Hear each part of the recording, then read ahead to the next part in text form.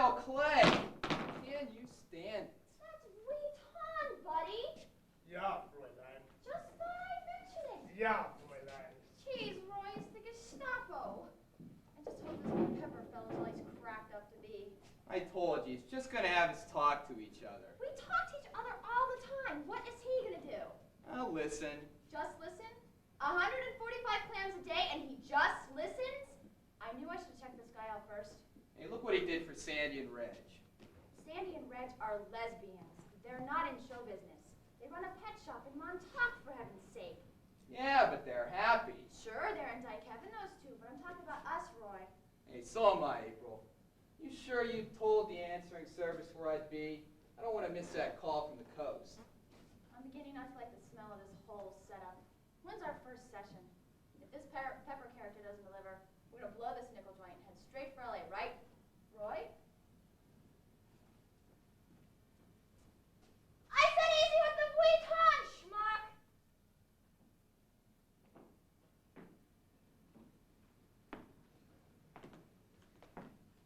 Over there's our lake. A pond, you might call it, but I like to think of it as a lake. After all, it's the only body of water for miles and miles. Oh, in the winter, it's frozen over and quite covered with snow. And look at it now. Oh, the seasons, the seasons. I do love the seasons. What would we do without them? Oh, don't tell me that that's not the music of the spheres. It's a day like this that makes you to think the world is coming to an end. Only the real joke is it's not going to rain. Oh, don't get me wrong. I don't enjoy playing God or the weatherman. But I don't have this porous platinum plate in my head for nothing either. You look different on your book jacket. I know. Taller. May I? Marriage for the fun of it. Oh God, are people still reading this old thing? Everybody who's still married. I thought I knew something in those days. Oh, you're being modest. It's my only virtue. That's one more than me. Harry didn't tell me you were coming. Oh, he didn't know. I woke up this morning and said to myself, I'm driving up to Ravenswood today. Oh, don't ask me why. I just had this sudden urge to see you. It's a delightful surprise. I hope so. Your absence has made Harry's rehabilitation somewhat more difficult, you understand. I prefer to treat couples who are having difficulties as couples. There's nothing wrong with me if that's what you're driving at. Should I be? Is my husband any better yet, Dr. Pepper? Please, it's Jason, I insist on it. Until we're over that little hurdle, we're nowhere. And you're right, it's high time we had a chat. Coffee. Oh, thank you. Oh, cigarettes? No, thanks. Oh, it's a special tobacco. It's been imported from Panama. It's fertilized with hen feces. I don't think you'll find them at your A&P in Scarsdale. I wouldn't think so. They have an extraordinarily pungent taste. I don't smoke. You're joking. I gave them up years ago. During the big scare, huh? Oh, so many of you poor bastards did. Will it bother you enough? Oh, not at all. My doctor insisted. Who might that be? Dr. Fernald. Oh, Helmut Fernald up at Grassy View. Oh, I might have known he'd jump on the bandwagon. No, George Fernald in White Plains, the county medical center. He wouldn't drive a white Buick station wagon. Usually there's a couple of Dalmatians yapping around in the back and be married to one of the McIntyre sisters, would he? I don't think so.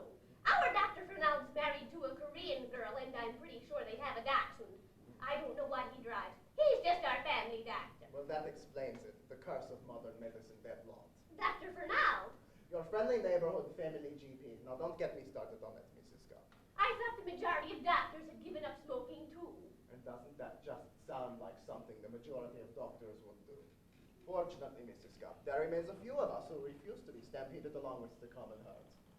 I'm referring to men like Peabody Fowler of the Heltzel Foundation, Otto Strunk of the Merton Institute, Rand Baskerville at Las Palmitas, Claude Kitteridge at Nags Head. I'm sorry, but I'm not familiar with them. Oh, who is? I can't discuss colors with a blind person, Mrs. Scott. But surely, doctor, you're not suggesting that smoking is good for you. Oh, of course not. I didn't think so. What I am suggesting is that not smoking is conceivably worse. I don't follow. Do you want to talk turkey or not, Mrs. Scott? Of course I do. And please, call me Dolly. Hello, Dolly. Hello. Well, hello, Dolly. It's my curse. You think Dr. Pepper is easy? I will start at the beginning and try to keep it in layman's terms. Thank you. Everything in life is bad for you. The air, the sun, the force of gravity, butter, eggs, these cigarettes. drink. That's coffee. Canned tuna fish. No. Oh, it's true. It's loaded with dolphin meat. Oh, there's an article on canned tuna fish in this month's food facts that would stand your hair on end. I love tuna fish. Don't we all? I don't care what they put in it. Neither do I.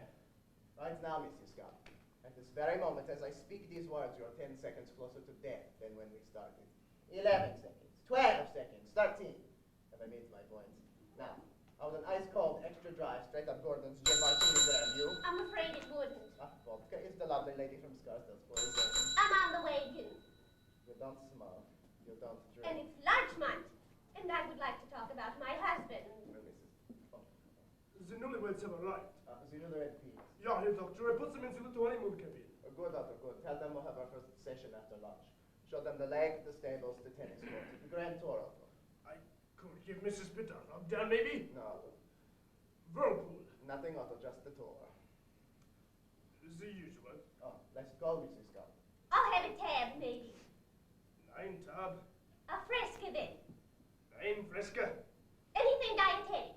Nix dietetic, nix. Water then. Wasser. Wasser für das Frau. Jawohl, Herr Doctor. Und Otto, dreilich for the martini.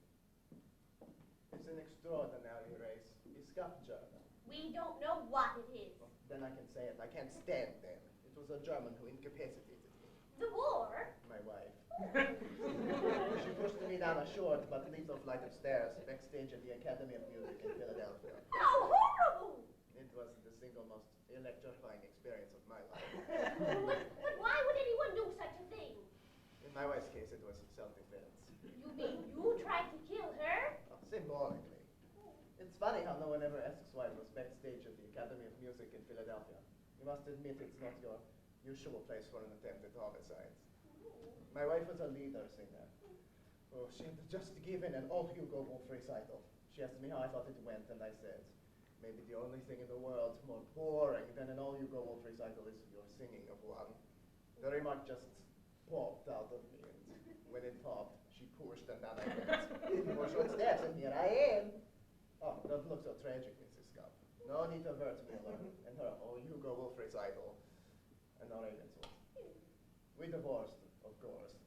She remarried some California grape grower. Otto used to accompany her. Now he accompanies me. Having been unsuccessful in marriage, hopefully I can help others to solve their marital difficulties. Look for the silver lining, yes. You never remarried? What on earth for? The 3rd and 4th toes of the left foot, right? No, the 3rd and 4th of the right. Oh, accidents real heavy. Not with the remote control power lawnmower, Doctor. Oh, those things are devils. Harry was sitting on the porch controlling it. I was sunbathing.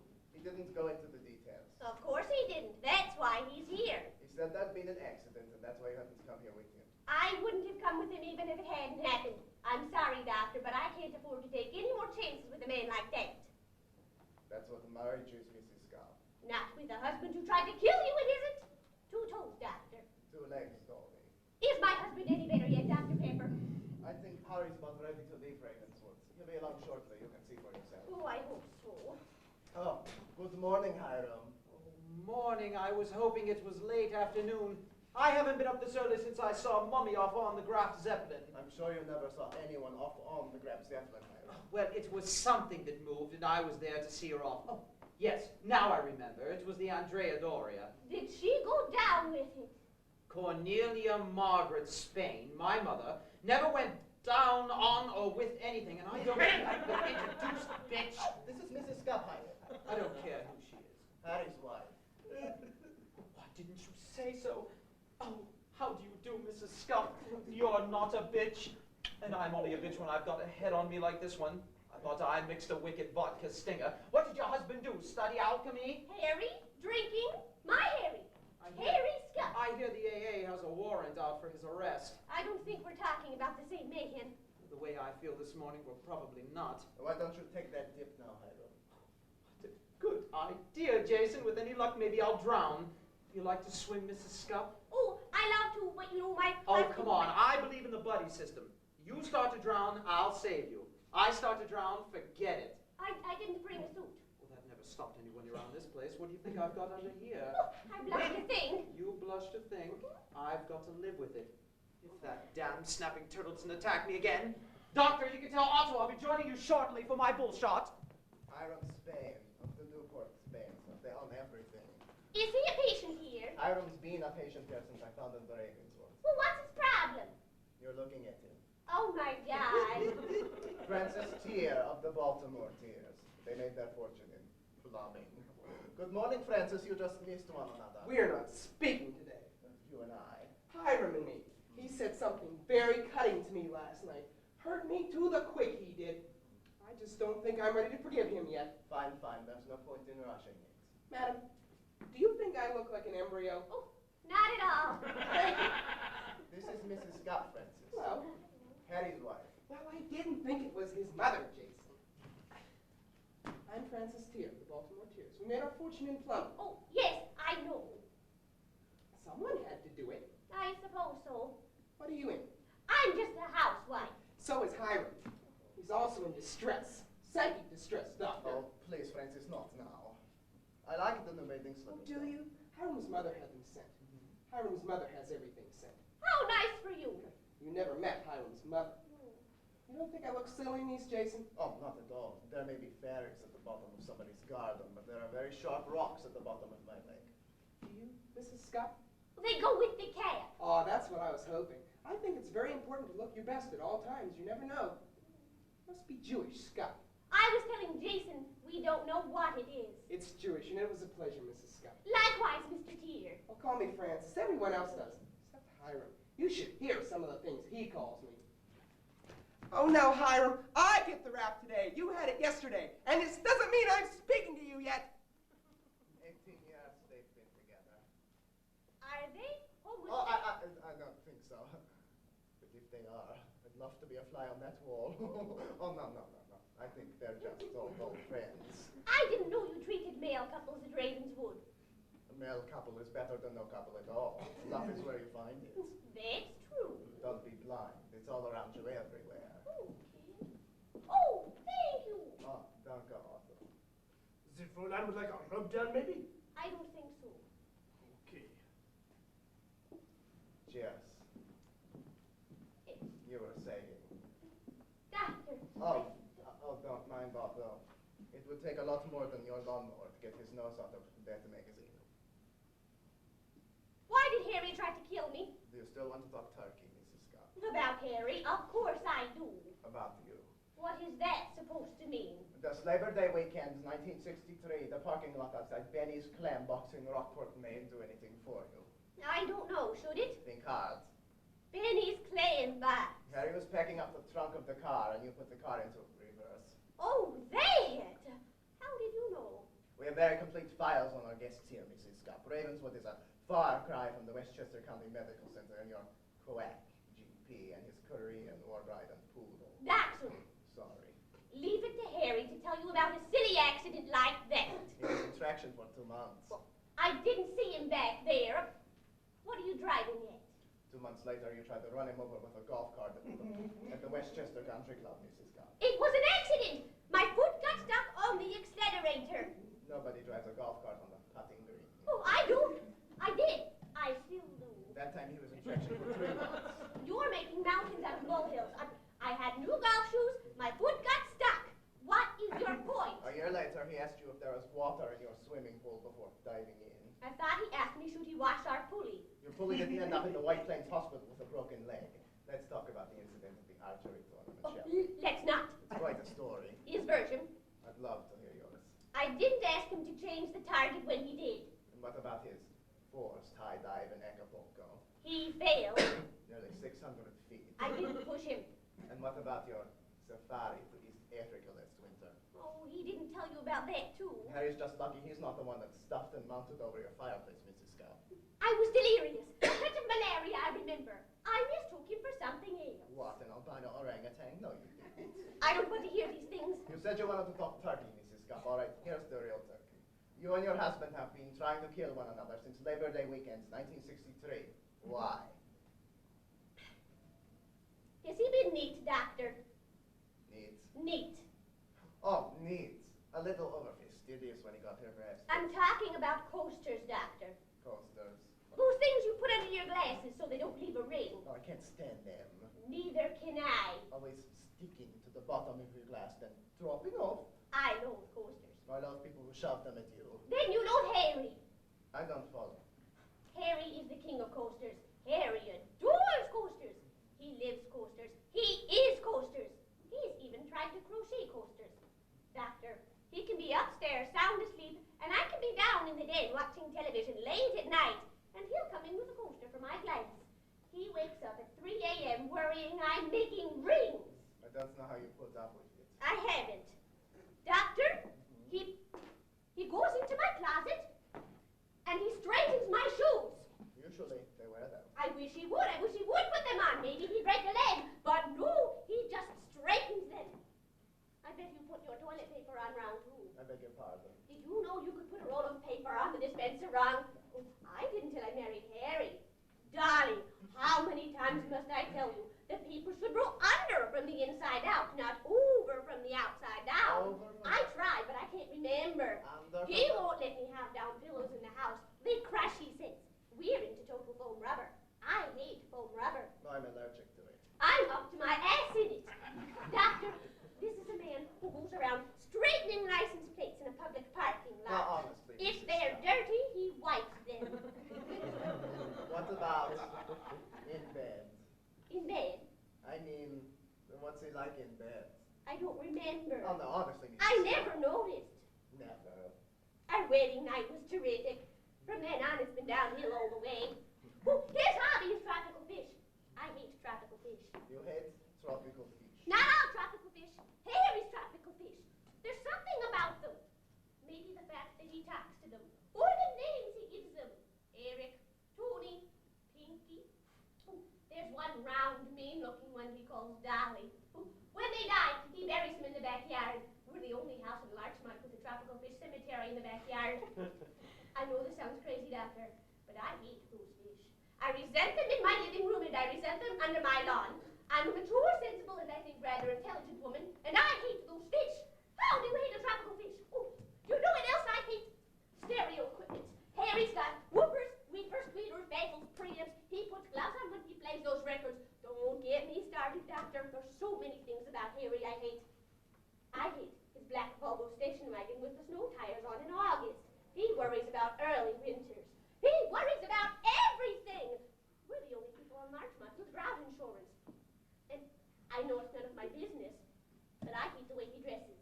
I hate his big baggy boxer shorts, and the only shoes he wears are those big clumpy cordovans, even on the beach. But my favorite outfit is his genius at work barbecue apron. He wears over the pink Bermuda shorts and the black knee-high suppos. Oh, I'm married to a snappy dresser, Doctor. And try taking a trip with him. He reads road signs. Every road sign. Out loud. Soft shoulders, Dolly. Slippery when wet, Dolly. Deep crossing, Dolly. Oh, look. Kiwanis Club meeting at noon Wednesday, Dolly. Who gives a damn? He's not even a member of the Kiwanis Club. Who'd want him? A man who puts on an apron after a bridge party and vacuums up isn't exactly a load of lamps. Neither is a man who takes you to Arizona for your anniversary. You know what's in Arizona? The London Bridge! So, don't get me wrong, Doctor. I love my husband. I just can't stand him. So don't make too much out of that incident with the lawnmower. That's just the straw that broke the camel's back. And a very attractive camel she is, too. Thank you. Rub down, Frau Scott. Next. Now listen to me, Mrs. Scott. I'm not famous for saving marriages. I'm not even certain I believe in them. What I am famous for is successful marriages for people who want to be married. I think I can help you, but you have to want me to help you. Otto! Otto! Harry's coming now. I've done all I can for him. It's up to you now. I'm frightened. Given your track record, I think Harry is the one with cause for alarm. Otto! Otto! Good morning, Jason. Hi, Harry. Dolly! Doll! Doll, baby! Hey, this is terrific! Harry, you're rushing me. I could eat you alive. You didn't tell me she was coming up. I didn't know. Oh, what a great surprise. I'm beginning to wonder. What are you talking about? I've been here so long, even frickin' cracked out the lake are starting to look good to me. So is Martin Borman over there. Good morning, Otto. Good morning, Herr Scott. The usual. What time is it? It's early. Better stick with Bloody Marys. Hot, Otto. Very hot. Lots of Tabasco and lots of the white stuff. Jawohl, Herr Scott. Harry! Otto makes a fantastic Bloody Mary. Takes the roof of your head off and leaves it there. Let's call Mrs. Scott. No. Beat all of them. You look wonderful. Doesn't she look wonderful, Jason? That's what I've been telling her. I've lost a little weight. I can see that. You haven't. It's this high cholesterol diet they've got me on. You know, I never thought I'd get sick of eggs Benedict and chocolate mousse. You're meant to be on low cholesterol, Harry. Talk to my doctor. Harry likes high cholesterol. Now, you'll excuse me for a few moments, won't you?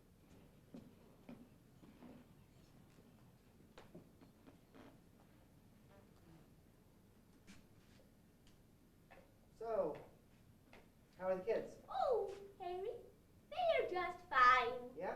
Yeah, fine. That's great. That's just great. I've got your hi-fi stereo reviews and your popular aquariums in the car. Thank you. And the summer pajamas you wrote for. The blue cottons. I thought you meant the yellow drip dries. That's all right. I'm sorry. It's okay, really. It's a pleasant drive up here. I hope you saw those warning signs in the bypass outside Inglewood. Oh, I did. I thought of you when I read them. You know, an average of 13 and a half people get killed there every year. I'll be extra careful on the way back. When are you leaving? Oh, I don't know. It depends. What's in the box? Oh, Henry, Henry? my angelfish. What happened? Evelyn, kill him. Who's Evelyn? My blue beta. How awful. It's just a fish. You always used to give them such nice burials. I guess I'm getting cynical in my old age. So, what's new? Nothing much. I guess you sold the lawnmower. No, it's in the garage waiting for you. Thanks. It's broken, of course. I wasn't really trying to get you with it. Yes, you were, Harry. Why? There were a million reasons. It was hot. The refrigerator needed defrosting. The car keys were upstairs when they should have been downstairs. The house was still a mess from your bridge party the night before. And you forgot to renew my subscription to High Fidelity. And they sent you 3 warnings already. Hi-Fi stereo review. You know how much I was looking forward to that comparative analysis of Dolby Ice cassette decks with ferric oxide heads. There was a new watering on the telephone stand. Things like that. Did I have the toilet paper on right? As a matter of fact, you did. What happened? I don't know. I lost my head. Only someone had been playing my stereo. There were fingerprints on my Christmas album. Who would be playing a Christmas album in June? I didn't say when they were put there. I just said I found them. What were you doing playing a Christmas album in June? I wasn't. I just happened to be doing my 6-month record cleaning that day. They weren't your fingerprints. Thank you. They weren't the kids either. Well, at least I had the toilet paper on right. I conceded at that point.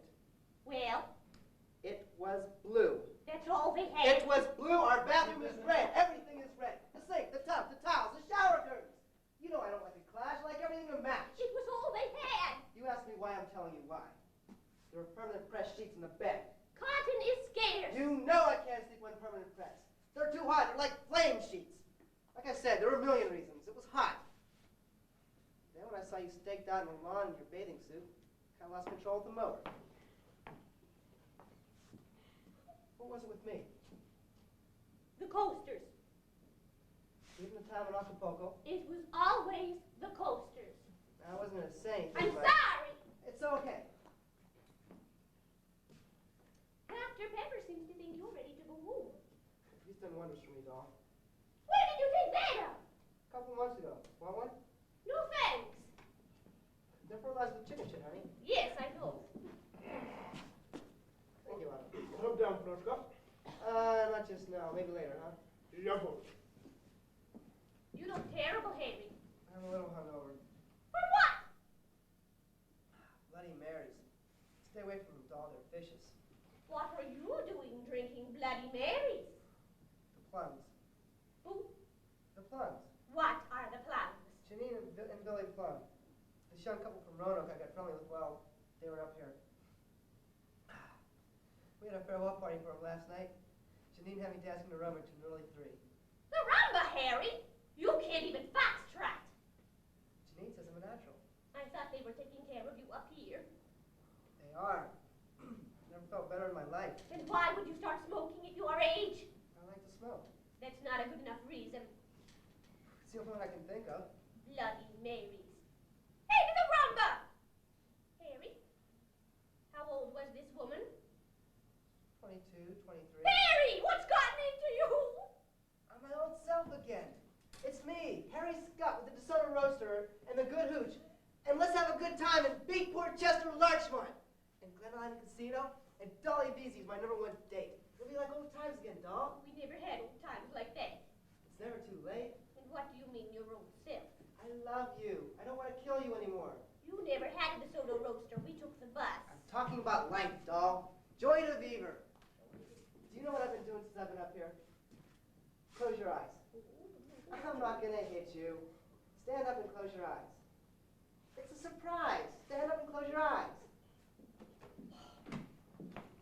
It's incredible you should be here today. I just finished this last night. Well, What is it? it's an ashtray. An ashtray. Isn't it pretty? I mean, did you know I had a sensitivity like that all built up inside me? I didn't. You're sure it's an ashtray? It's a new study of Janine. Janine Plum? Isn't it pretty? She's naked! Of course she's naked. How else do you sculpt the nude? I did want a billy plug. I'm thinking of turning it into a lamp. What you are suggesting, Harry, is that you were somewhat more than just friendly with these people. Oh, I was. You'd go crazy for him, doll, and vice versa. I wouldn't count on it. Stay right there. I got something else I want to show you. Don't move. Doctor! Doctor! What do you think of the change? What have you done to him? He's called you honey several times. Oh, they're loaded with chicken shit honey is what he said. You mean Harry and these Plum people... Just Mrs. Plum. Where was Mr. Plum while all this was going on? Rumor has it. With Otto. I wouldn't be surprised. And you just allowed all this to happen? There are no rules at Ravenswood, Mrs. Scott.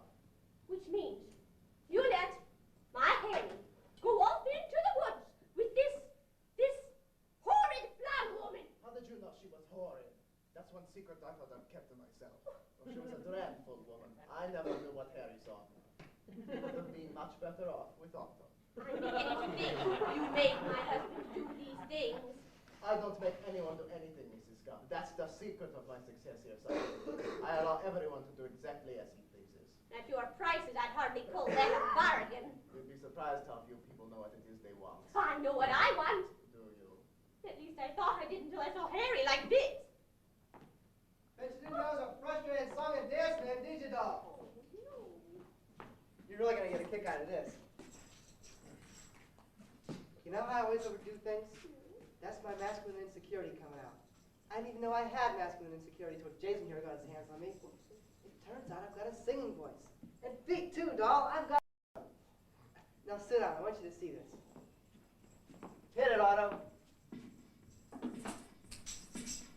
Well, hello, Dolly. Well, hello, Dolly. It's so nice to have you back where you belong. You're looking swell, Dolly. I can tell, Dolly. You're still glowing. You're still growing. You're still going strong. I feel the room swaying in the bed, playing one of your old favorite songs from way back when. So take a rap, fellas, thunder an empty lap, fellas. Dolly, don't never go away. Dolly, don't never go away. Dolly, don't never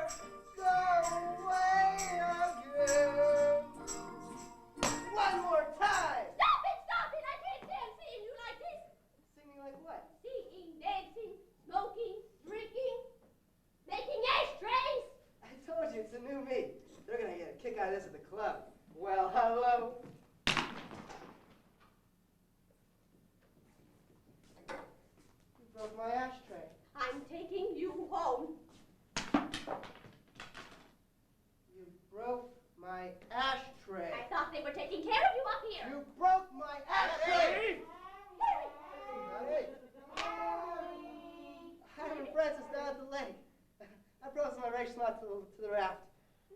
They're like kids that way. They'll keep it up all morning till I do. What is that? It's mace. It's too bad my wife didn't have one of those. Too bad you need that. You said he was better. You still don't see the change. Not the change I wanted. Harry loved that piece of sculpture. What have you done to him? No, Harry's done it to himself. Maybe it's your turn now. Oh, maybe it isn't. Know what you want, Mrs. Scott. That's the first step. I want a good marriage. Then give me 3 months. And I want to be happy. Make it 3.5. Oh, that's not much, is it? Sometimes it's everything. Now, it's a beautiful summer's day. God is in his heaven, all is right with the world. Harry will be waiting for you down by the lake. If I were you, I would go to him. Oh, I'm still frightened to be with him. With my foot like this, I can't go swimming. Maybe I could ask him to take me boating. Now, don't push your luck, Mrs. Scott. Try skimming stones. Oh, it's Dolly. Please call me Dolly. Okay, Dolly. It always happens. I know what you're going to say. I always get a crush on doctors. Harry? That wasn't at all what I thought you was going to say.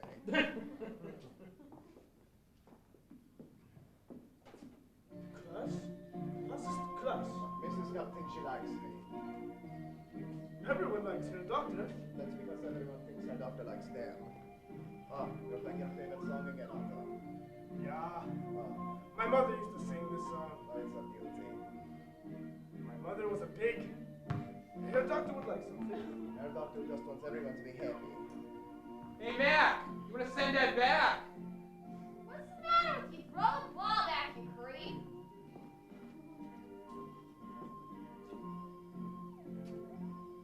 Otto. Thanks a lot. Yeah, thanks, loads. Das ist die Newlywed Pete. Yeah. Oh, Peter. Oh. Better make that 3 cocktails. Make that dry cocktails only. We need you. Who are? Harry and me, Harry and me. They ganged up on me as usual. We beat you, yeah. Well, Harry beats you. And we both beat you. I was worried about that turtle. Even with these slippers on, Jason, even with these, I beat him. I beat you. I'm going to beat you black and blue, Francis, if you keep that up. Boys! Still not speaking to you. That's a blessing. Guess what? I beat you. Hiram, did you tell Francis he looked like an embryo? Well, if I'd seen him in that bathing cap, I would have said he looked like a prophylactic.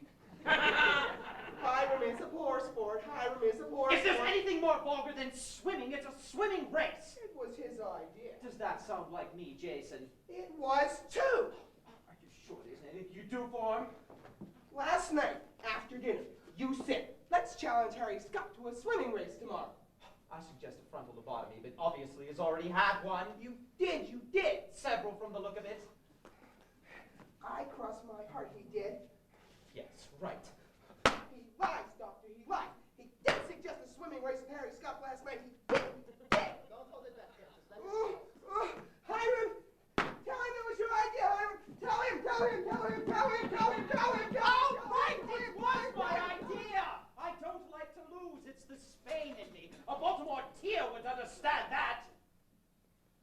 Oh, I'm sorry, Francis. Oh, here, get up. You know I can't stand to see you grovel like that. Not groveling, Hiram. Just letting it all out for once, right, Doctor? Right, just keep going. I think we might be getting somewhere, Francis. He always wants to compete with me. Can't help it if I always win. I don't even want to win. I just do. Backgammon, bridge, Chinese checkers, whisk, mahjong. You never beat me in Mahjong. Yes, I did that time in Morocco. I don't count that. Why not? I had dysentery. Well, so did I. I said I was sorry. I always win. Anything. Anagrams, parcheesi, Scrabble, a tennis. That's table tennis, Francis. Well, I win, don't I? Like I always do. Can't lose to him at anything, Jason. And he hates me for it. Oh, he just hates me to death. While you're down there crowing, Francis, why don't you tell the doctor the real story? What real story? What real story? I don't know what you're talking about. Why don't you tell him about Celine? I didn't think so. Who is Celine? A Welsh corgi. We had her when we lived on 69th Street. It's a lovely little dog. Francis killed her. I didn't kill her. It was He an accident. threw her out the window. I didn't throw her. She jumped. Of course she did. You weren't there, Hiram. She jumped. Saline hadn't jumped anywhere since Mommy's car backed over her in New Hope 3 years before you threw that dog. She'd been trying to catch this big fly in her mouth when she suddenly sailed out the window right after it. Do you really expect Dr. Pepper to believe that cock and bull story? It's true. It's true. What floor were you on? The 14th The fatal 14th? didn't throw her. Well, who was it that left the window open? You couldn't breathe that night. And you were thinking of yourself first as usual? No air conditioning. This was years ago. When dog killers could get away with something as simple as an open window, God knows what he'll come up with today. Oh, what a ghastly story. Most crimes of passion are. Saline adored me. Francis was jealous of her. She used to pee in his closet out of spite. So he killed her. If you say that again, I'm going to smack your face for you. Say what, dog murderer? I am not a dog murderer. You take that back. Oh! Take it back. Take it back. Take it back. Are you out of your mind? Don't you ever lay a hand on me again!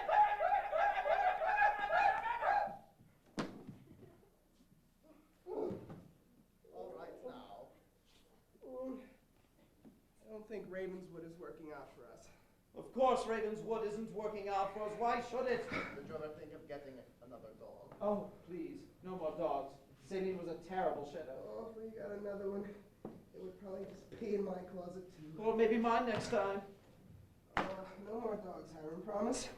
The only reason we stayed together is because no one else in this world would put up with us. If you can leave here having realized that much, I'll be satisfied. You'll be satisfied. And so should you. Well, I suppose we are. We are. Hiram, you're the only real friend I've ever had. Oh, and I'm sure the doctor can see why. Help me out, Francis, will you? I think I've twisted something. Thank you. Are we dressing for lunch? Well, I don't know about the end of the Baltimore tier line, but the last remaining Newport Spain is. Otto, where's my bull shot? Oh. Hey, Ball! Ball! Ball! Ball! Who are these dreadful people? The pits. Pitts. What kind of a name? Pitts. Appropriate. Hey, you, Mac! You want to throw the ball back? My name is not Mac, and I am not your ball boy. And why don't you try fucking yourself, madam? Come on, Francis. Hey! You can't talk to my wife like that. Would you please go back there? We're going to lose our place on the I'll court. put the court back. I want to see you handle something for once. I told you, I am going to flatten that SOB. Now keep the court. Good morning. Hey, we saw you talking to him. Now where is he? Who? That guy who insulted my wife. Your wife? What do I look like? His dog? You must be Mr. and Mrs. Pete. Yeah, as a matter of fact, we are. Well, they got some nice classy people up at this place. Wait, honey, I think we've been recognized. I'm afraid so. Celebrity time. Oh, shit. Hi, Roy Pitt. Nice to see you. We were hoping to be a little incognito up here, but it's just as well. I think actors who wear big sunglasses are big phonies. This is my wife, April James. Hi, April James. Nice to see you. April James. It's my professional name. See that, honey? Even with these things on, he recognized us. And what do you do, Mrs. Pete? What do you mean, what do I do? I'm an actress. Thanks a lot, buddy. She is an actress. I don't even know you, but I really needed that little ego boost. Honey, of course he recognized me. My movie was on the Late Show last night. Cold Fingers. He probably caught it. God knows you did. It's the power of the medium. Cold Fingers should have opened on the Late Show. And I don't start with me. Boy, I really needed that little zap. Man, he's a dummy. You must have seen me in something. How about Journey Through Hell? You didn't see me in Journey Through Hell? Oh, were you in that? Well, that was my beautiful April, all right. Bet your sweet acid was. Oh, that was a wonderful movie. You see, that's another zap. April wasn't in the movie. She created the role off-Broadway. Didn't get the film version. Boy, this is really my day. Oh, she was brilliant in that part. I know. Too bad the play didn't support me. Oh, I enjoyed that film so much, too. I bet you did. Hey, try to cool her with her,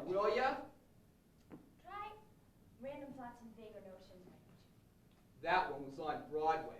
April was one of the stars. I wasn't able to catch it. It ran nearly 80 performances. You didn't exactly have to be a jackrabbit.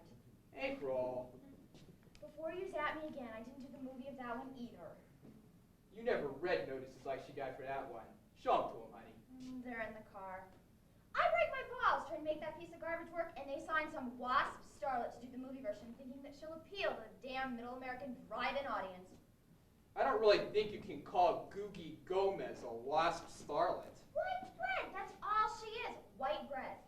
Hey, that court's taken, buddy. We got it reserved. You heard him! I think that's the groundskeeper. Oh, hey, that's okay, Mac. Sorry, hang in there. Hi, April James, nice to see you.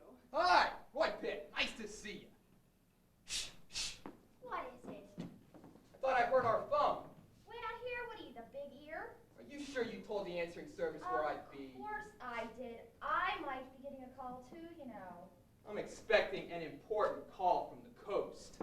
I'm not usually this tense. Hey, this could be a big one, April. Almost anything would be bigger than cold fingers.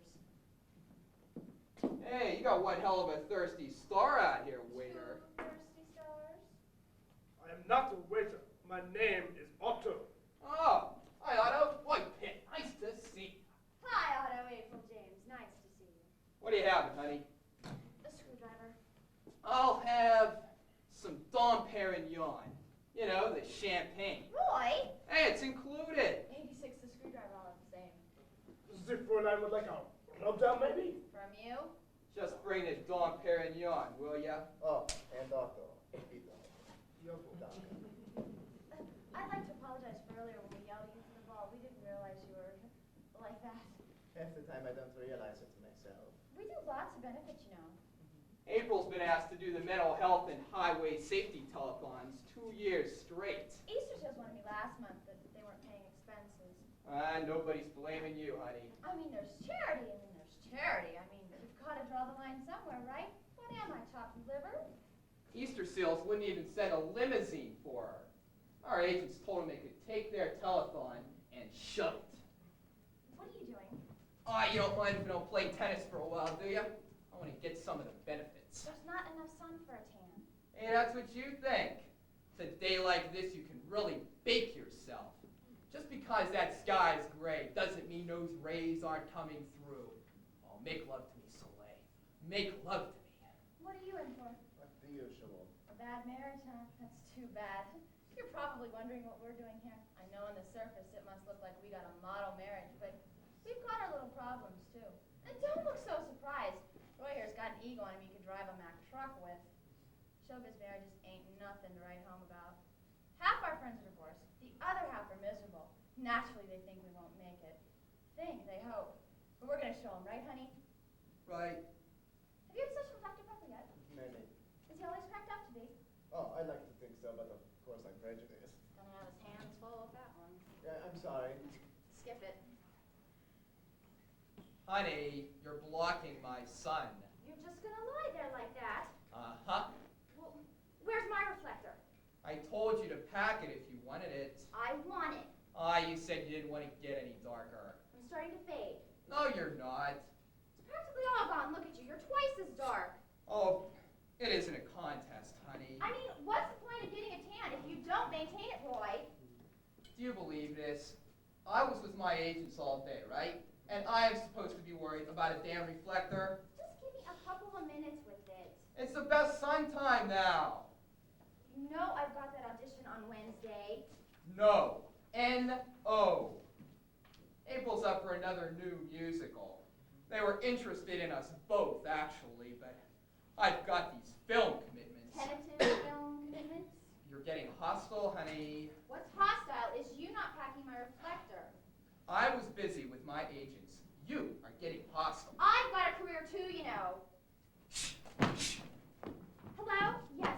We're checking on the availability of Roy Pitt for an Alpo commercial. Oh, shut up, April. Shit. Hey, hold it. Stop it. Roy! After that, you've got to be crazy. I wouldn't give you this reflector if you whistled Swanee River out of your ass. I can, too. I know, I've heard you. Just Just lie there and turn into leather. I will. There are other things in the world more important than your suntan, you know. Oh, like yours? For openers. Like your career? Yeah, as a matter of fact. April, will you stop competing with me? That's one of the reasons we came here. I can't help it if I'm hotter than you right now. That could change, Roy. Remember, Star is born? Well, until it does, love me for what I am. Roy Pitt, the man. But don't resent me for my career. I know, Roy. I love you for what you are. April James, the best little actress in New York What do City. you mean, best little actress? I'm just trying to make a point, honey. As opposed to what, a dwarf? If we're going to have a good marriage, and April, oh, I want that more than anything. More than you wanted the lead in Lenny? I didn't want Lenny. He would have crawled through broken glass for that part. I didn't want Lenny. Shut up, damn it. Can't talk to you when you get like that. Get like what?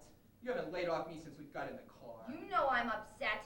And we've all been fired from shows. Before they went into rehearsal? I'm thinking of slitting the two wrists this time, Roy. Actually, Heather McNamara isn't a bad choice for that part. She's the Pitts! No, we're the Pitts. We liked her in the Seagull. You liked her in the Seagull. I'd like her in her coffin. Obviously, they're going ethnic with it.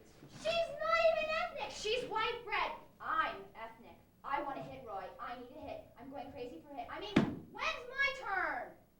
Honey, you're making a shadow. I'm sorry. That's okay. Hey, stick with me, kid. We are headed straight for the top. Roy, What, Angel? your toupee is slipping. Roy, where are the keys? It's no secret. I've never pretended. It's not like your nose job. Don't speak to me. Just lie there and turn a Navajo like your mother. Oh, April, I almost forgot. Your agent called. They're interviewing hostesses for steak and brew. Give him skin cancer, God. Give him skin cancer. Please. Excuse me, I know it's none of my business, but how long have you two been married? 3 months. Yeah, and you were right the first time. It's none of your business. But we lived together a long time before we did. Not long enough. 8 centuries, it felt like. Do you have to cry on a world's shoulder, April? I want us to work, Roy. I love you. I know. I love you too, honey. You're the best. Oh, we're the best. Do you really think this Pepper fellow can help us? I'm no miracle worker. You?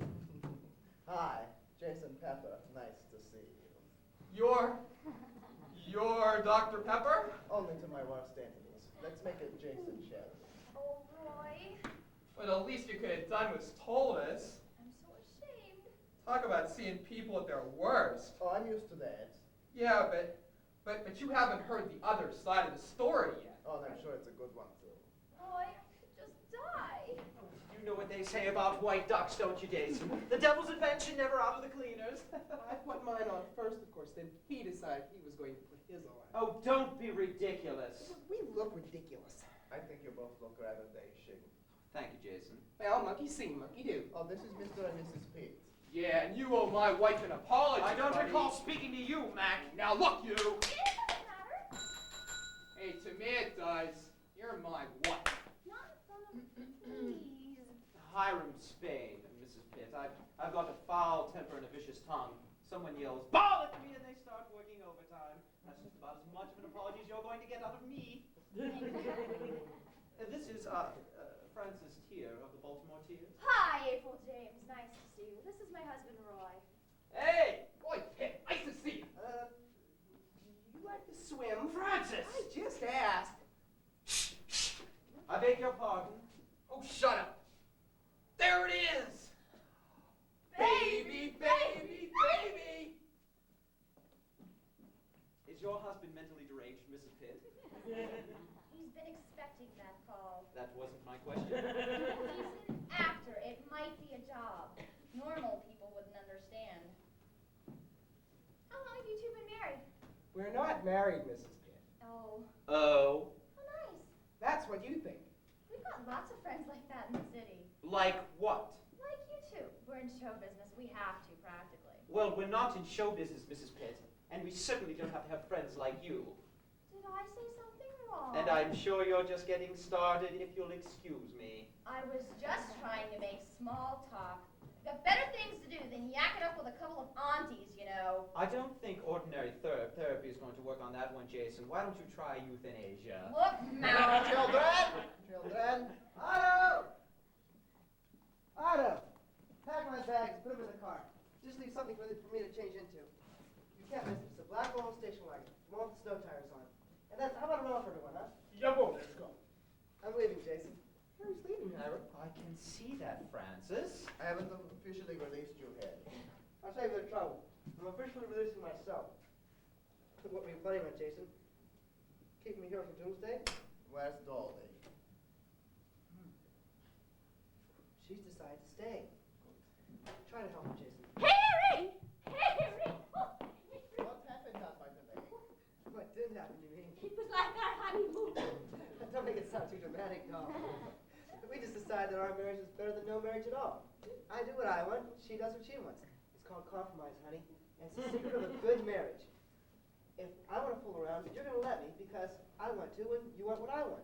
And if you want to fool around, you're not going to because I don't want you to and you don't want what I don't want. That's called compromise. That's called marriage.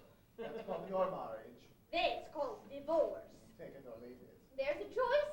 Oh, I think I'm doing the right thing. I think we're doing the right thing, Jason. I hope so, Harry. Just so long as it makes you both happy.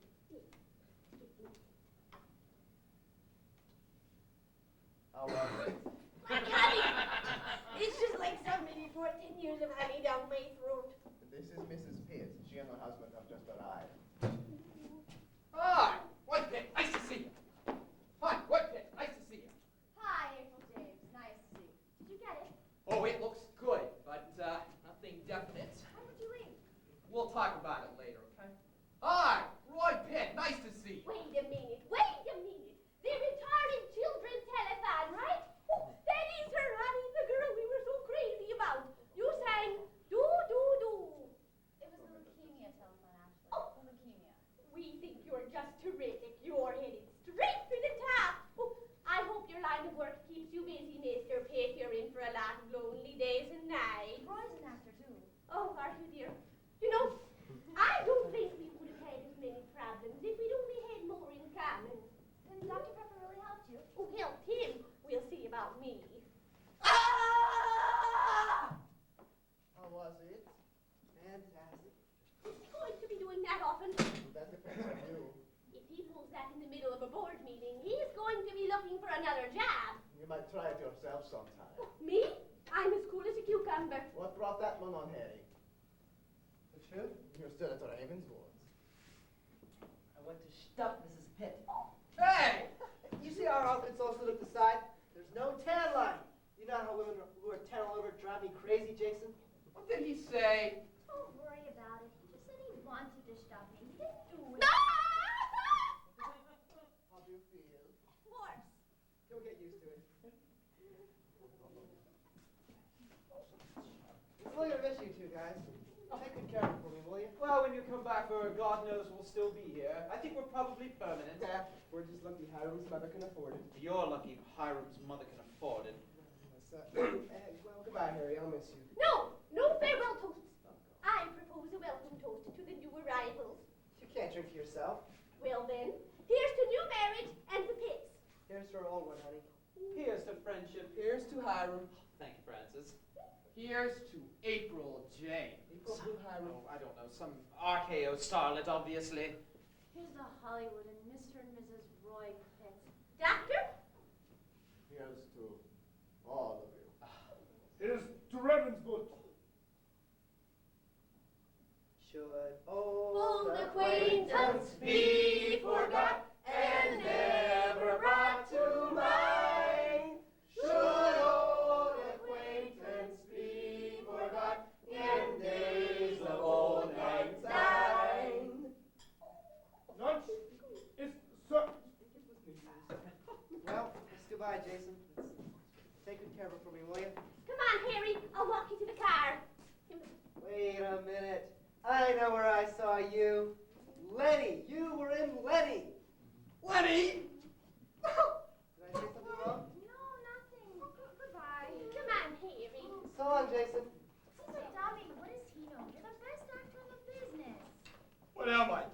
liver.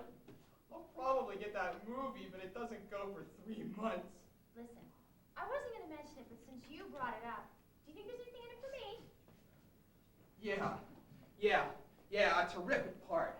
Oh, they want a big name for it, but I'll mention you for it first thing. I'll test for it, Roy, but first class. They're going to have to send me out there first class.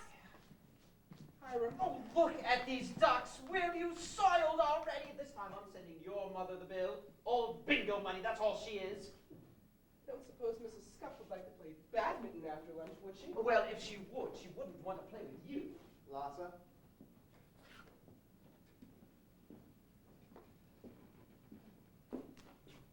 Herr Doctor does not want lunch today. Herr Doctor would like a martini? A little rub down, maybe. No. Herr Doctor just wants everyone to be happy. Happy? Du bist happy, Otto. Was ist happy? A good question. So long, Harry.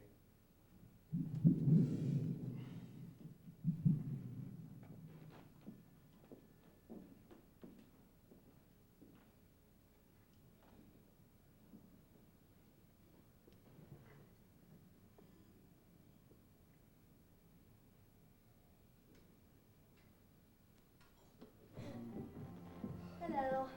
Ruth Benson, RN here, at ease. Now let's get one thing perfectly straight before we begin. I am your friend. No matter what happens, I am your friend. And so is Nurse Hedges. But you know something? You are your very own best friend. Think that one over. I'll say the bell tolls. It tolls for all of us. Welcome to Dunlawn. Shall we begin? Bruno! Put him over there, please, facing the sun. Thank you, Bruno. Come on over here, over here. Out of the chair, come on. Come on, get out of the chair. Thank you, Bruno. You can go to get Mr. Blum now. I'm supposed to mow the lawn. After you've brought everyone out here, you can do that. Dr. Dornby says I was supposed to mow. You can mow later, Bruno. Mow all day. Mow it, trim me some hedges. All the hedges need trimming, Dr. Dornby says. Yes, sir, sure is gonna be a hot one. A real scorcher. Bruno! Go on, Benson. Wet your pants. Hey, hubba, hubba.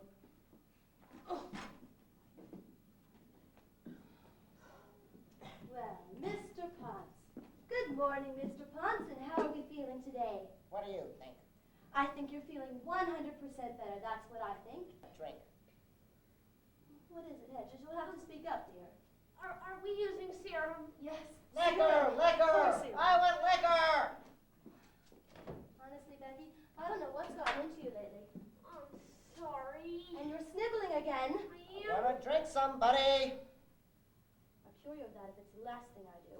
Will somebody please get me a You know, good stiff I don't drink? mean to snivel. I don't want to snivel.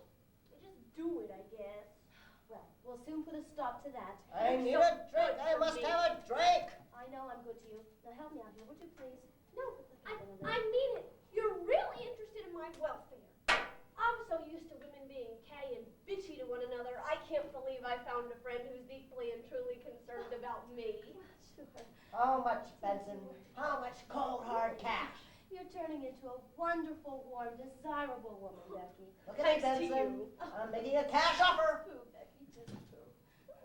Really? Will somebody please get me a good stiff drink?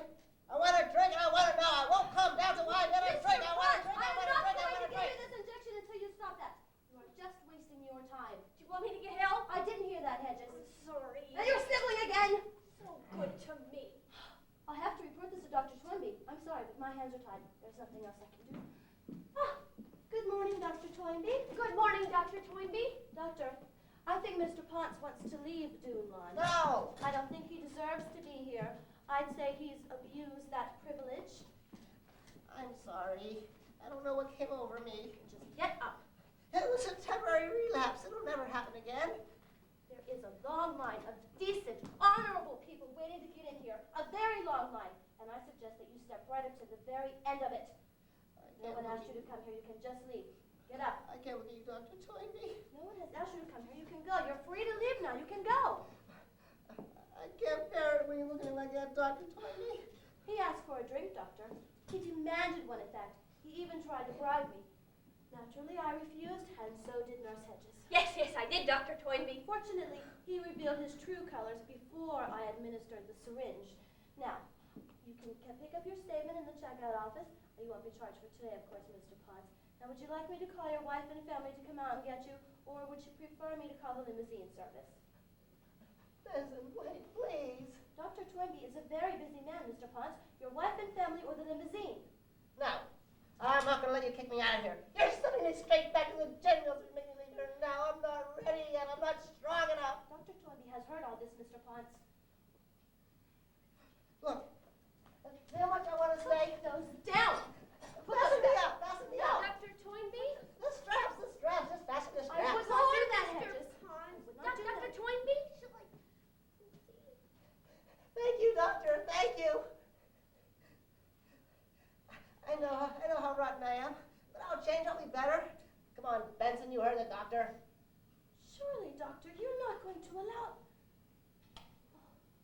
That man is a saint. God bless him. Dr. Toynbee is a saint. Uh-huh. A saint. I'm so grateful, so happy. I could kiss his hand for this. Doctor, should I proceed with the injection? Hedges.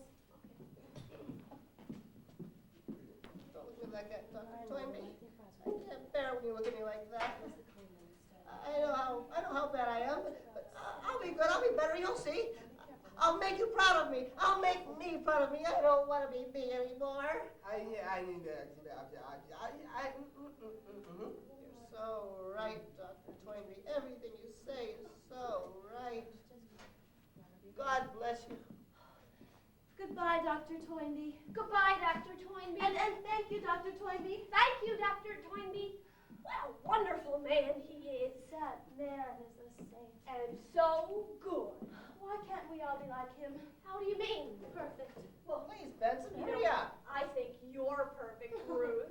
You're sweet. You are. Not really, and certainly not like Dr. Toynbee. Come on, Benson, before I get another attack. Do you realize he has absolutely no faults? Absolutely none. No wonder he seems so good. He's perfect, Becky. I don't see why I can't get you to understand that. My hands, Benson, they're starting to shake. Dr. Toynbee wasn't born perfect. He worked at it, and there he is. You make it sound so easy. Believe me, it isn't. You're telling me. Oh my God, I'm starting to hallucinate. Well, you know, any progress I'm making is entirely thanks to you, I hope you know. I'm Jeroboam of Bombay Gin. I don't want to be perfect. I mean, I know I never could be. Not like you. Oh, Becky, I told you. I'm Just salivating, Benson, have you no mercy? hang on there, Mr. Potts. Hang on there. Just one I'm going second. fast. I want a drink. I want a drink. Now, what is it you said you wanted, Mr. Ponce? I don't want anything. I pity your type, Mr. Ponce. 2 martinis before dinner, wine with, a cordial after, a couple of scotch on the rocks, nightcaps, social drinking, he calls it. Rummies, I say. Every last one of you. There, everything all right? I don't want nothing. Any bad thing. Good for you. I'm gonna make it, Benson. I'm gonna be all right. Well, of course you are. And if you want anything else, I'll be right over there. No, thank you. I don't want the thing.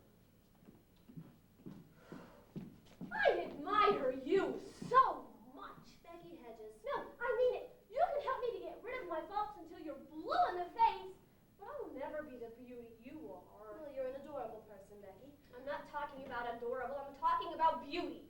No one ever told Elizabeth Taylor she was adorable. Do I have to say it? Beauty is only skin deep. Besides, Elizabeth has a lot of faults. You're changing the subject. Ruth, look at me. Yes? Now tell me this is a beautiful woman you see. What are you driving at? Nothing.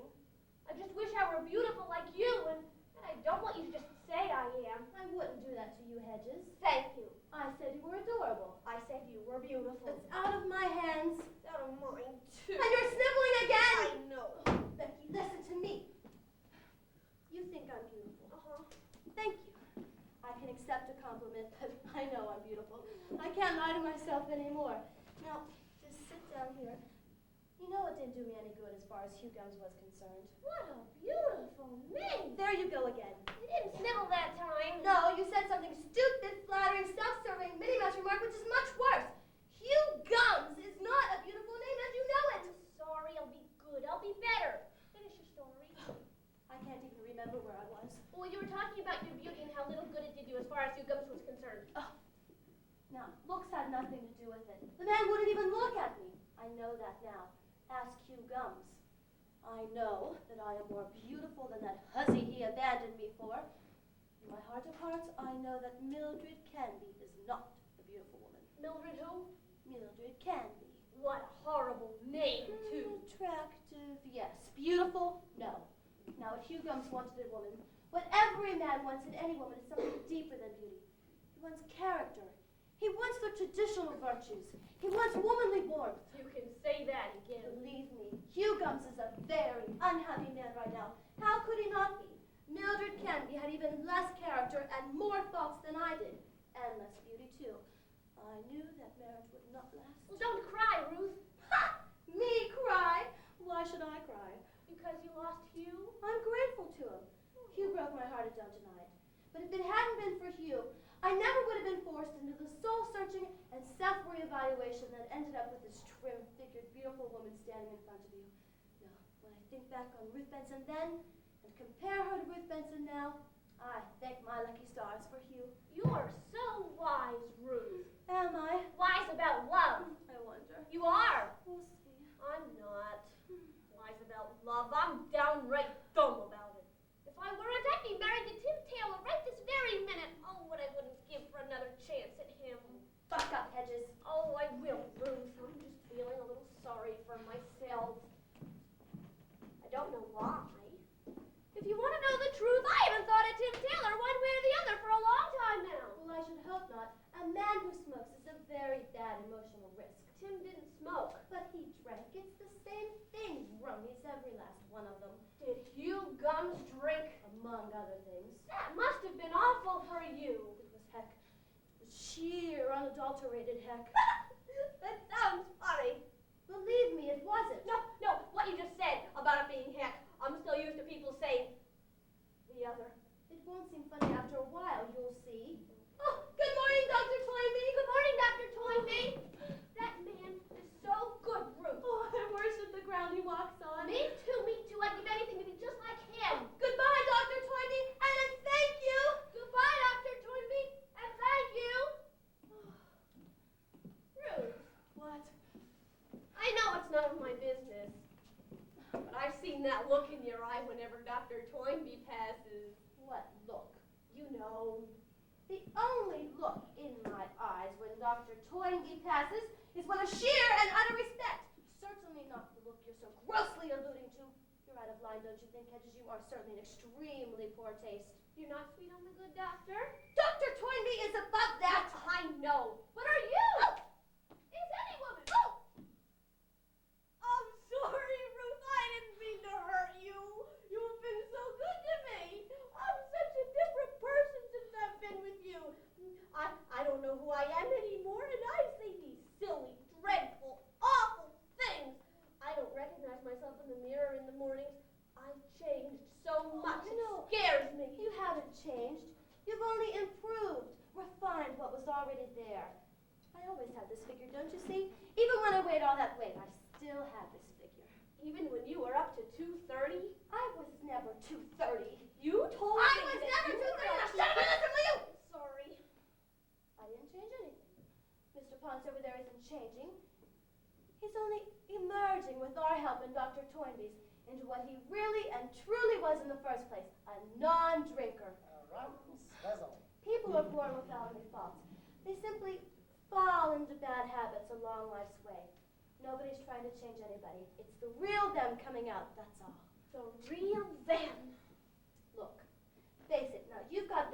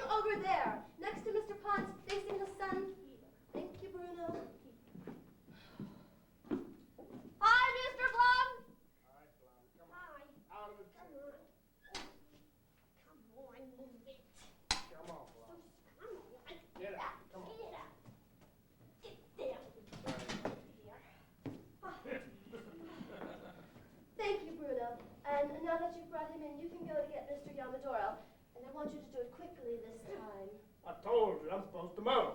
We know, Bruno. Mow and trim me some hedges. Hey, You're a beast, Bruno. got light, baby? No, You dog face? you know I don't. Smoking and all other paraphernalia are strictly forbidden here. Yeah? So is alcohol. No shit. Only reason Dr. Toynbee allows them to you is to set an example to our guests here. A bad example. On a human self-improvement 10 scale, you rate about a -50. You were a walking subhuman nightmare, Bruno. Sure is a hot one coming on. A real scorcher. Must you, Bruno? Must I what? Stand there like that? I sure don't like the way I stand. It's deliberately provocative. And what's that supposed to mean? You're about as provocative to a woman as a can full of words. Now either go and get Mr. Yomodoro, or I'm going to fill out a report and give it to Dr. Toynbee. Go on, Benson. Hold your bow. What you say? That can full of words. I got desires. That's all I know. I got desires, and I like to do them.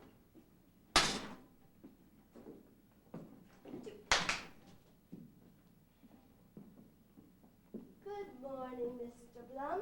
How are we feeling today? Doesn't that sun feel good on you?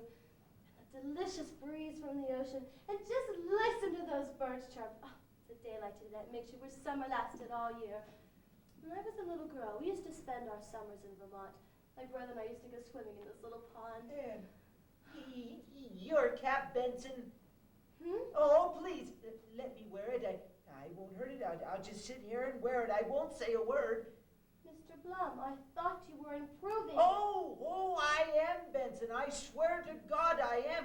Well, I just want to wear your cap for a little while. I mean, what's wrong with that? It's not like I asked to wear your skirt or your stockings or your shoes or anything. Well, I'm all over that. A man to wear a cap like yours without having it mean anything. Does Dr. Toynbee know this? Are you crazy? Of course not. I'll have to tell him.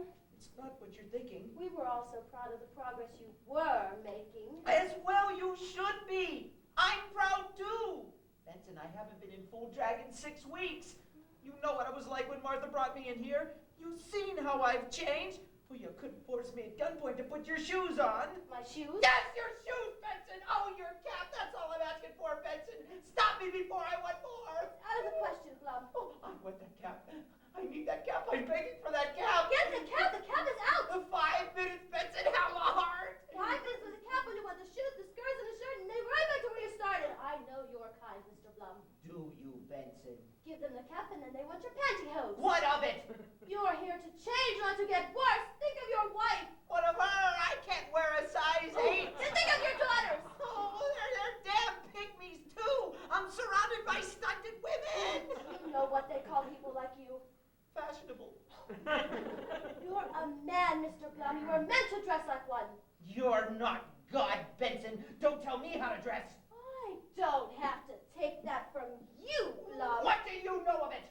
If you persist in defying What me, does any woman know of it? only will I withhold this syringe, Burn her belt, Benson. but I will fill out a report Merry widows. and give it to Dr. Toynbee. Black neck stockings, strapless tops, red garters, sequins. Oh, all right. For you, Blum, all right. Picture hats, Benson. That's right. You heard me. Picture hats. Good morning, Dr. Toynbee. Good morning, Dr. Toynbee. I want you to say something, Doctor. Oh, no, please, Benson, not in front of him. I'll change. I swear. I'll change. Mr. Blum asked to wear my cap, Doctor. I think he should wear it. No, take it off. Look, you've made Dr. Toynbee cry. I just hope you're pleased with yourself. I can't watch, Ruth. Oh, it's all right, Becky. Dr. Toynbee's here now. It's going to be all right.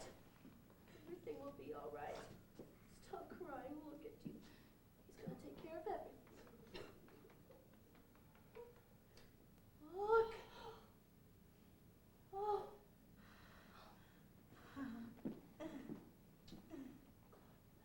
That man is a saint.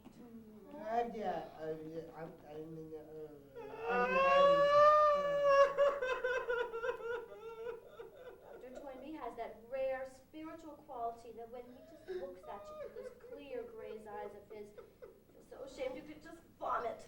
Such a good man.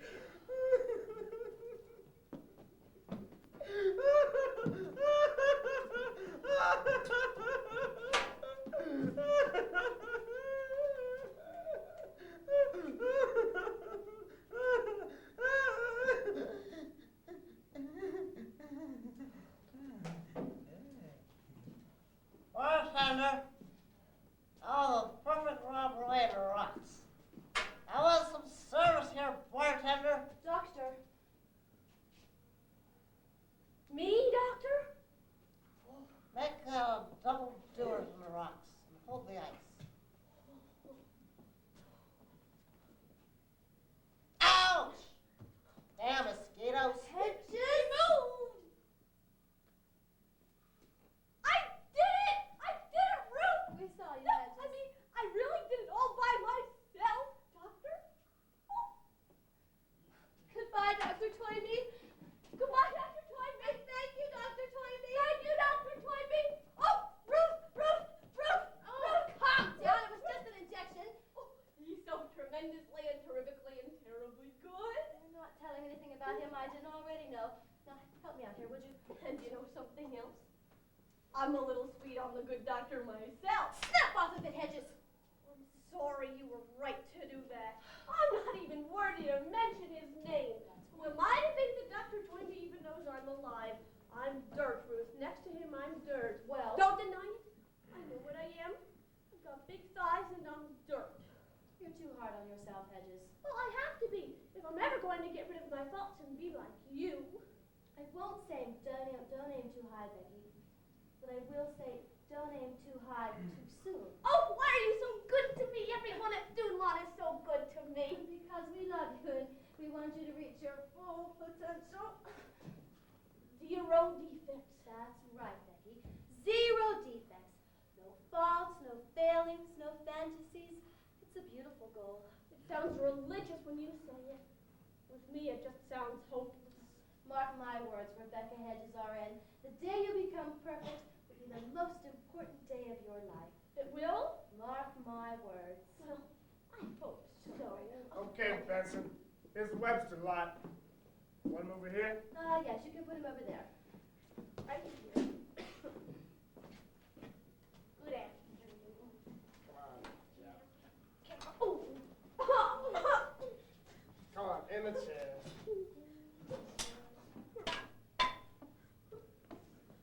Hey, hubba. Thank you, Bruno. You can go now. Who said I was talking to you? Aren't you supposed to mow now? Maybe. Mow? And trim some hedges. Don't talk to that man. That's right, pussycat. Mow and trim me some hedges. Then do it, Bruno. Burst your bladder, Benson. I'm going. Don't think I forgot about that can full of worms, horse face. Bruno! Stick around, kid. Yes, sir. Good hot day to trim me some hedges.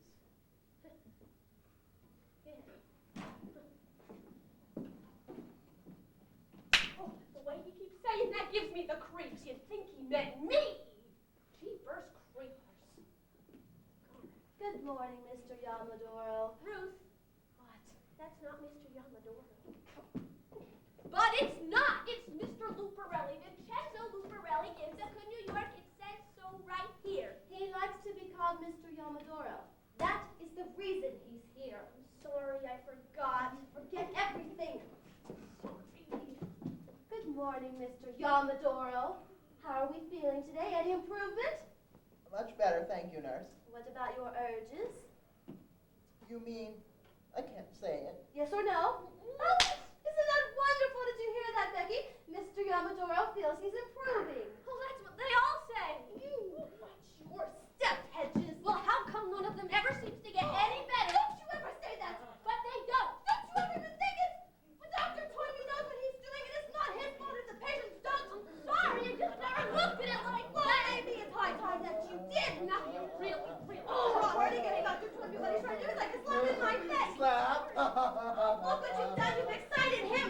You hit him, Calm Benson, down. you hit him, I Benson. didn't hit her. You hit him. Calm down, Mr. Yamadori. Now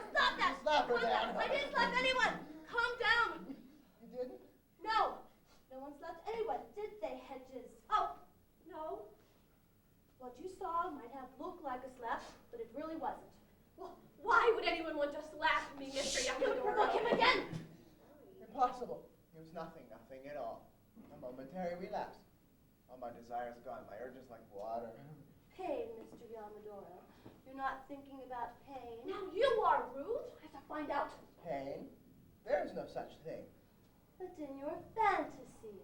Come on, you can tell Benson. I'm over all that. Are you? Imagine. Imagine a young, voluptuous woman. Blonde, why not? And she's at your mercy. Rude. She looks at you. The tears are streaming down her cheeks. The drug you've given her has just begun to wear off. She's your prisoner and she can't escape. She looks at your glowing slit eyes fixed on your fingernails. You want to pull them up, don't you, Mr. Yamadoro? One by one. Fingernails, that's what these chaps sadists go for, you know. Continue. Hi! She screams. Hi! Over and over again. But your lust is insatiable. You're implacable. Your cruelty knows no bounds. Don't just stand there. Help me out. Hi! The soundproof in her bonds hold fast. Every exquisite torment the Oriental had to buy. She spreads upon her palpable, quivering, palpable flesh.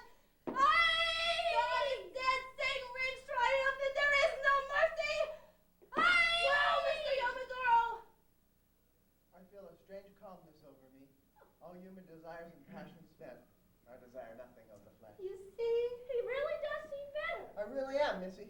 Oh, of course. Back to work, I just... Oh, Dr. Toynbee is a saint. Help me out here. Don't tell Benson. We're just right here. I just had an orgasm. Do you think you can handle this one too, Hedges? I think so. Good girl. Thanks to you.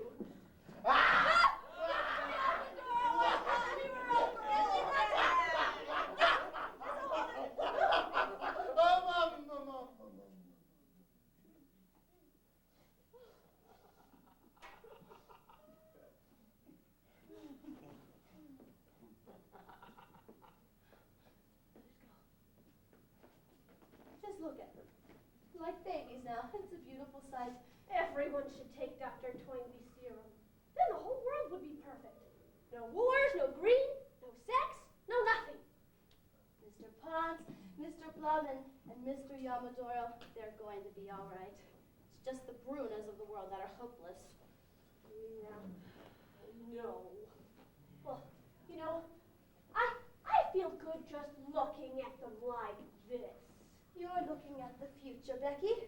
In our lifetime? I'm afraid we are just the pioneers. Aw. You know, it would be wonderful. Perfect world with perfect people. Someone has to do it. I suppose so. I guess so. Well, I'm gonna go check. Someone said we're getting a new patient today. Really? And I've got my fingers crossed. Something tells me it might be Hugums. The Hugums? Hugums. Do you know how long I have waited for this day? If it's true, he wants to become a new person, and I'm gonna be the one to help him mold his new self. Well, if I were you, I mean, if this were Tim Taylor being admitted to do lawn, I wouldn't be just standing here. I'd fly to him. But I'm not sure. It's Oh, just a go thought. on. I can take care of everything. You're a doll, Becky. Now it's my turn. Oh, What am I waiting for? Wish me luck. Luck!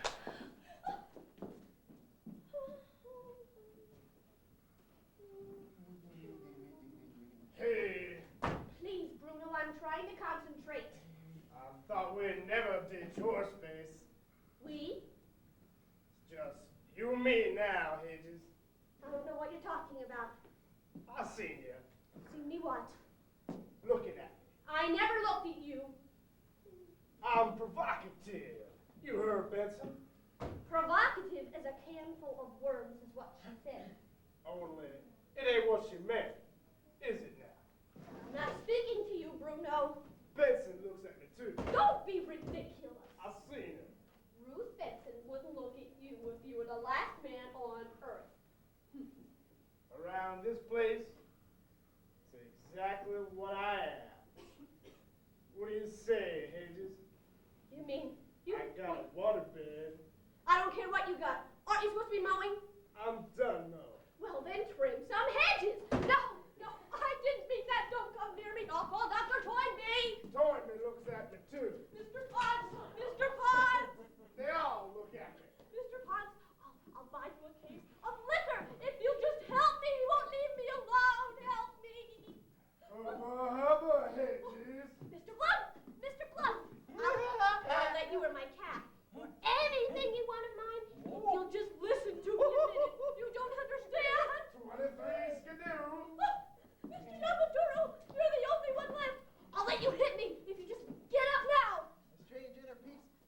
the fires of my soul. Oh, shut up, you dumb jack! Your place for mine, Toots. Let's go, sugar. Help! Help!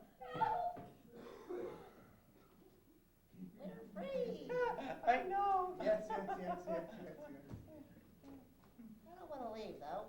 Well, neither do I. Oh, I desire nothing now. Dr. Toynbee's serum. Oh, that man is a saint. Oh, celestial harmonies ring in my ears. What does that mean? I don't know. Help! Help! Hubba, Hedges. I once drank 12 extra dry Gordon gin martinis at the Monkey Bar of the Hotel Elysee. Well, you should have seen me that. Help! Hubba, Hedges. It's nice here. Peaceful. I desire nothing. Dr. Toynbee's serum. Oh, that man is a saint. Oh, Dulon is heaven on earth. Ah, I'm so happy. we all are, Mr. Potts. Life is beautiful. I can't stop smiling. The sun smiles back at us. And we smile back at it. Ah.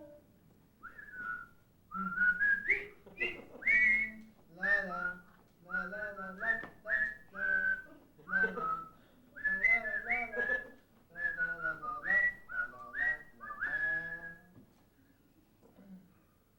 I hate that song. What is it exactly that you want from me, Bruno? Hubba, Hedges. You regret this, Bruno? You won't be happy! I could leave now, you know. We'd just go back to what we were. You think so? I know. Oh, Monique. Gin fizz with real New Orleans slow gin. Disgusting. Fredericks of Hollywood. Revolting. Mina Falk. Spread eagled. Idiots. La la la la la la la la la la la la la la la. Mr. Guns, please, you have to try to control yourself. You're going to disturb the others. Surely you can wait until we finish filling out your forms. I'm desperate, nurse. You name it and I've got it, done it, or used it. As soon as we've gone over your forms, Mr. Guns. How couldn't I just have my injection In a first? moment, in a moment. I don't know if I can hold out.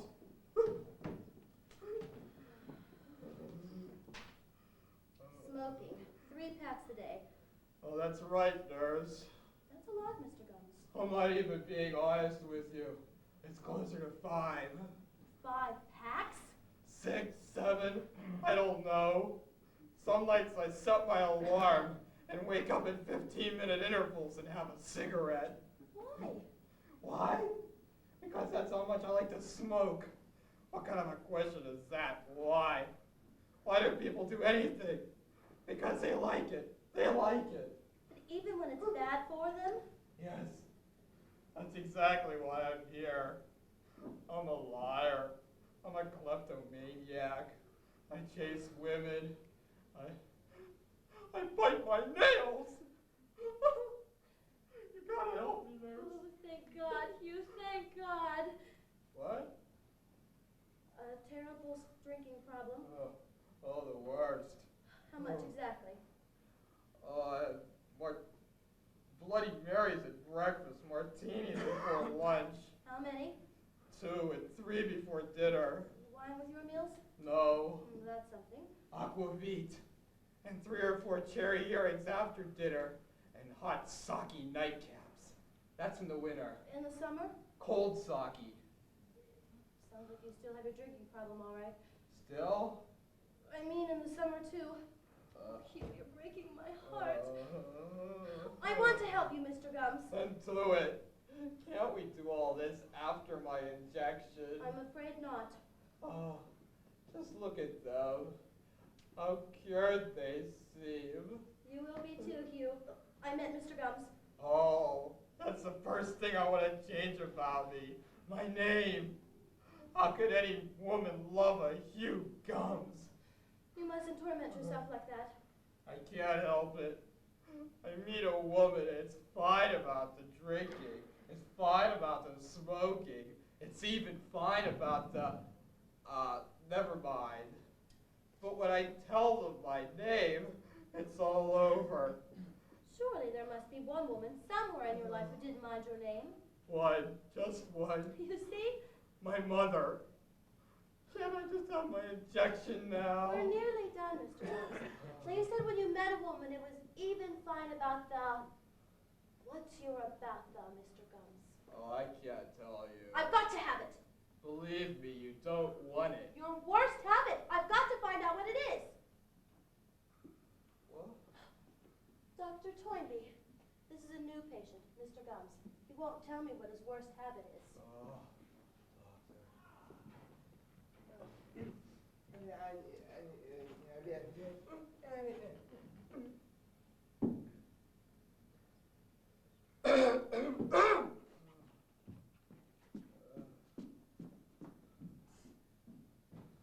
In addition to all that, what really brings you to Doodlon? I've told you already. I thought perhaps there might be somewhat of a more personal reason. I thought someone might be responsible for your coming here. Like who? A woman? You're telling me. Say, you're gonna think I'm crazy, but did you ever work for an answering service? No. You sound so familiar. I know. There was this real battle axe on my service about 5 years ago. For a minute there, you sounded just like her. Where was I? A woman. Oh yeah, a woman. Yes, there is one. Ah, tell me about her. Oh, she was very beautiful, very feminine, very desirable. Everything a man could want. Intelligent, decisive, yet strangely yielding. Strangely yielding? Probably the finest woman alive on the face of this earth. Her name, Mr. Gums. Charburger. Did you ever work part-time at the Charburger on East 63rd Street? No, I'm afraid not. You sound so familiar, and I never forget a voice. 11 o'clock news weather girl, maybe? No. Her name, Mr. Gums. Tell me her name. Mildred Canby. Oh, can I have my injection now? What about Ruth Benson? Ruth Benson? I think that was the name on your biography here. I don't remember telling anyone anything about Ruth Benson. You were delirious when they brought you in. I was? You were raving about it. Ruth Benson. Ruth Benson. Ruth Benson. That's all you could say. Well, what do you know? She must have been very important to you. Not particularly. I'll be the judge of that. Tell me about her. Well, the main thing I can tell you about Ruth Benson is that she was fat. About 280, I'd say. I'm sure she was never 280, Mr. Oh. Gums. You never saw Ruth Benson. 230 maybe, but not 280. The point is she was fat, right? I mean, she was circus fat. All right, I know the type. Go on, Mr. Gums. What else about Ruth? Well, I think she's the only person, man, woman, or child that I ever asked to take a bath. She used to smoke 6 packs a day, minimum, cigarillos, nicotine stains right up to her elbows.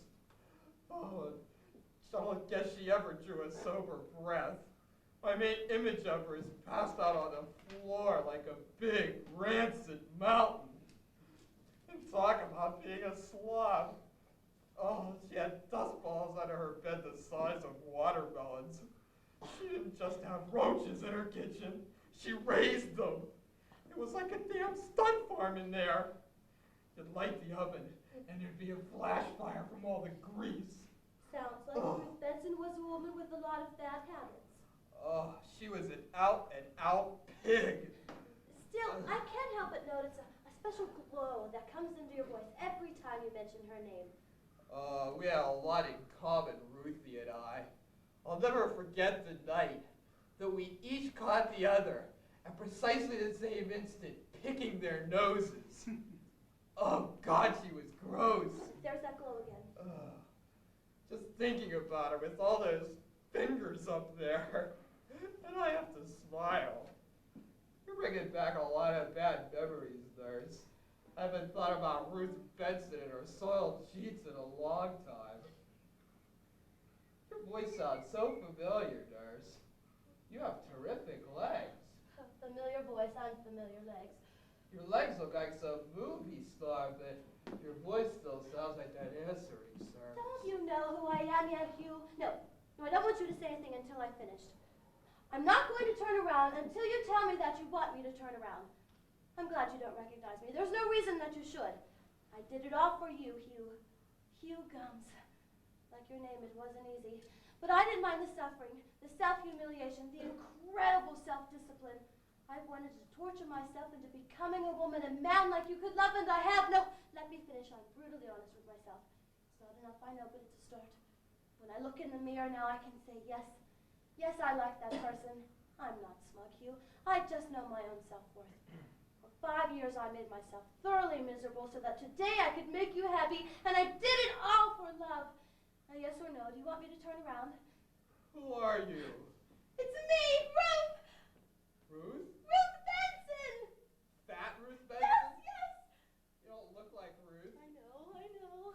You don't sound like her either. Voice lessons, darling. You don't even smell like Ruth. Possessed, dialed up, lava. You have terrific legs. I worked for them. Your teeth. All caps. And your Exercises. big hairy mole? Cosmetic surgery. It's really you. It's really me, Hugh, the real me. And I did it all for you, Hugh. I did it all for you. You did? And now that I found you, I'm not going to let you go this time. Hey, you didn't let me go the last time. I let you go. It doesn't matter. You won't want to let me go this time. Oh, I'm going to make you very, very happy. You're the luckiest man alive. No, Ruth, no. What's wrong? It would never work, Ruth. Of course it'll work. It has to work. I could never do it to you. Yes, you can. Don't you think? You can do anything you want to me. Oh, Ruth, I've committed myself to Dune Lot. I've gotten so bad. Do you love me, Hugh? Love you. Be blunt with me. I don't even recognize you. You're so terrific looking. Forget how terrific looking I am and ask yourself, do you love me? You're so far above me now. From down there, ask yourself, do you love me? I didn't love you when you were fat and rotten. I can't love you now that you're beautiful and perfect and have such terrific legs. I'm not perfect. Well, nearly. Nearly's not enough. Nearly's never enough. I still have my faults too, darling. Like what? Name one. I can't off the top of my head, but there must be one somewhere. You see, it's hopeless. You're the sky above, and I'm the mud below. Maybe someday I'll be worthy of you, but right now I just want to forget all about you and try to improve myself too, and maybe, just maybe, you'll still be up there in the stratosphere, all shining like an angel when I poke my head up through the clouds. Oh, that was poetic, Hugh. And what does someone like me do with an angel? Love her. From a very great distance. Where are you going? I don't know. I'm coming with you. Angels fly. I've got to crawl first. I'm not an angel. You're an angel. No, I'm not an angel. You're an angel. I'm not an angel. No, you're an angel. I'm not an angel. It's a damn white uniform. You're an angel. I'm not an angel. I can't even ask you for a cigarette. Yes, you can. You can ask me for a cigarette. Here. You can even have the whole pack. Go ahead, take them. Go ahead. Bite your nails. You want a drink? Brenda, give me a drink. Go ahead, bite your nails. Go ahead, bite your nails. Oh, look, it can be just like old times. I love you, Hugh. I love you. Look. Start that up again and I'll crack your jaw open. Oh, Ruthie. Don't you see how I drag you down?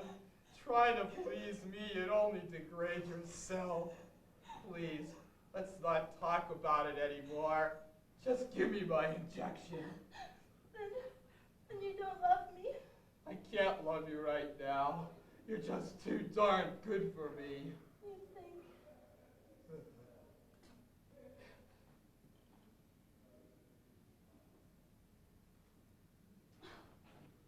Can I have my injection now? Oh. All right. Remember, you asked for it. I just want to be like them. You will, Hugh. Believe me, you will. Ruth! Becky, I'm turning you my cat, honey. Becky, what's wrong? Hubba, Benson. What has he done to you? Bruno and I are going to be married. What? You heard her, my face.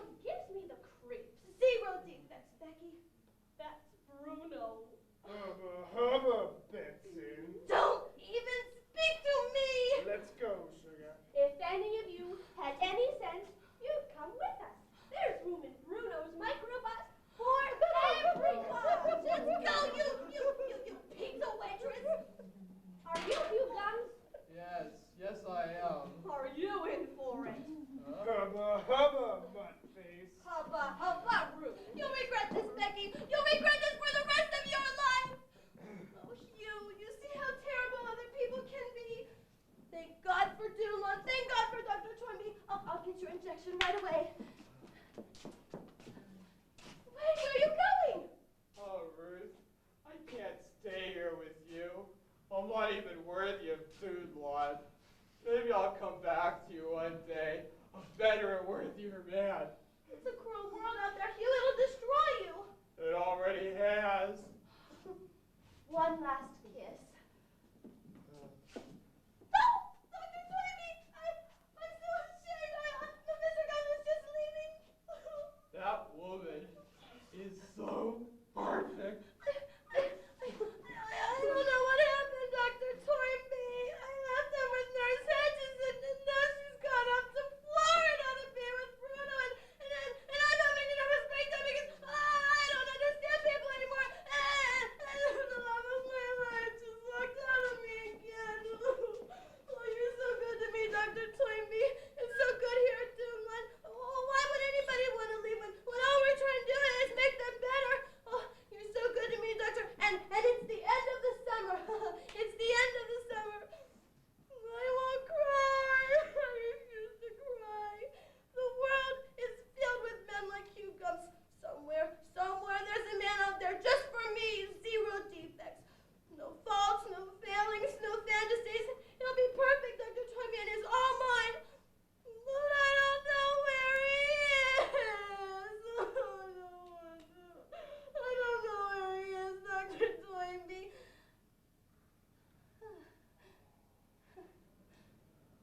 Oh, yes. Yes.